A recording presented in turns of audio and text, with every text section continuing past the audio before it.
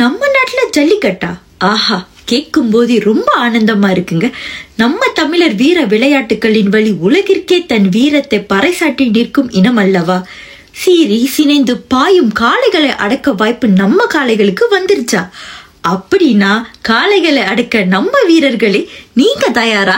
ஜல்லிக்கட்டு இன்று நேற்றல்ல, பழந்தமிழ் இலக்கியங்களிலும் சிந்து சமவெளி நாகரிகத்திலும் நிகழ்ந்ததாக சான்றுகள் உள்ளன. அங்கே ஏறு தழுவுதல் என்ற சொல் காளையை அடக்கும் வீர விளையாட்டின் பெயராகும். கொல்லக்கூடிய காளையை தழுவி போரிட்டு அடக்குவதால் கொல்லேறு தழுவல் என்ற வழக்கத்தில் இருந்தது. ஜல்லிக்கட்டு என்பது தற்காலத்தில் வந்த பெயர்தான். சல்லி என்பது விழாவின் போது மாட்டின் கழுத்தில் கட்டப்படுகின்ற வளையத்தை குறிக்கிறது. 50 ஆண்டுகளுக்கு முன்னர் சல்லிக்காசு எனும் இந்திய நாணயங்களை துணியை வைத்து மாட்டின் கொம்புகளில் கட்டிவிடப்படும் வழக்கம் இருந்தது. இதனால் தான் பிற்காலத்தில் சல்லிக்காசு என்ற மாறி பின்னர் பேச்சு வழக்கில் ஜல்லிக்கட்டு என்று இன்று அழைக்கப்படுகிறது.